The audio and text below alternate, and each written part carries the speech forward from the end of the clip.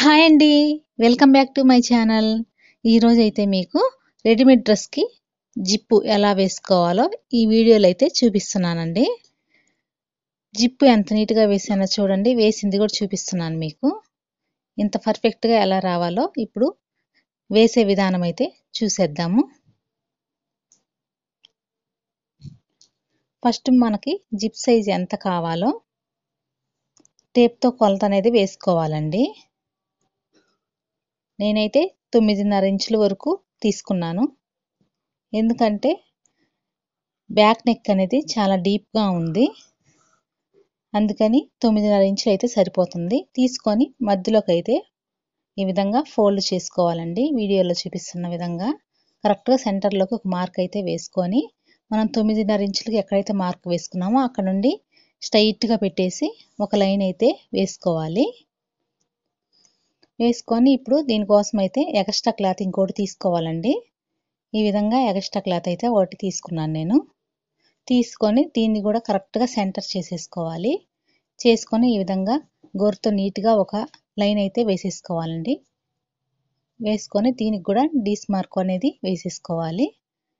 డ్రెస్కి ఏ విధంగా అయితే సెంటర్కి వేసుకున్నామో అదే విధంగా దీన్ని కూడా డ్రా అయితే చేసేసుకోవాలండి.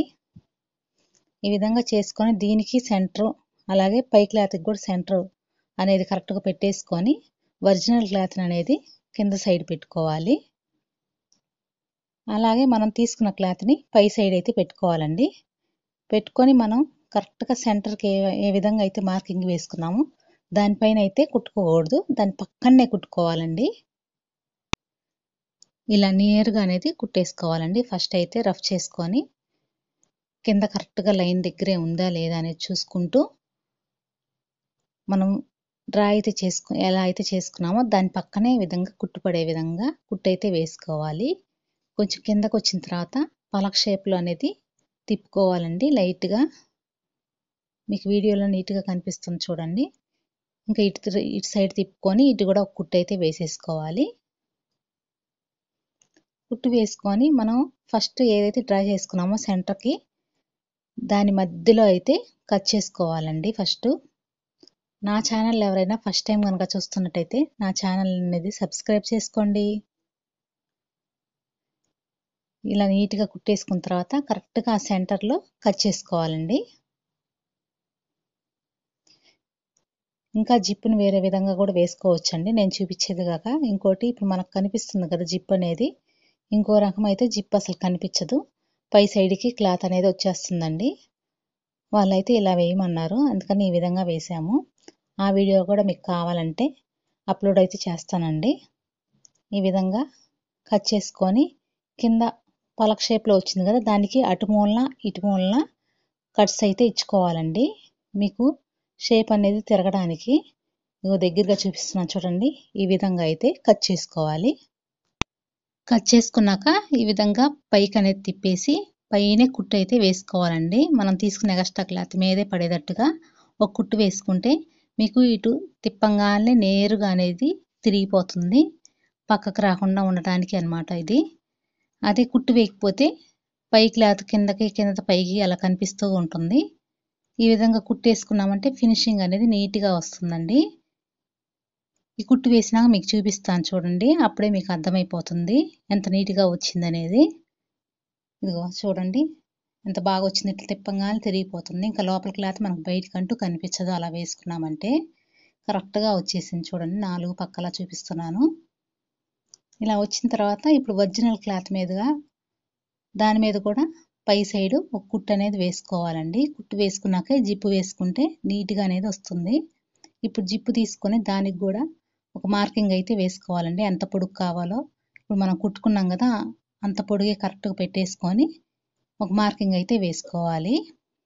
వేసుకొని పై సైడ్ క్లాత్కి కూడా కరెక్ట్గా చివర పడేటట్టుగా ఒక కుట్టు అయితే వేసేసుకోండి నీట్గా. ఈ విధంగా వేసుకున్న తర్వాత ఇప్పుడు జిప్పుని పెట్టేసి కుట్టేసుకుందాము.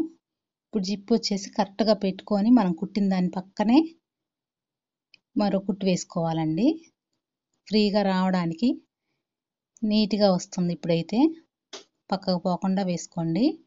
మళ్ళీ లాక్ మీద పడిందంటే మీకు జిప్ అనేది సరిగ్గా ఉండదు.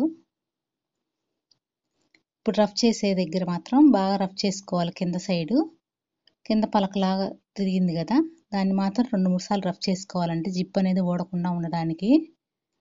వీడియోలో చూపిస్తున్నాను చూడండి. ఇటువైపు తిప్పి ఒకసారి వేసుకోవాలి, మళ్ళీ అటువైపు తిప్పి ఇంకోసారి వేసేసుకోవాలి.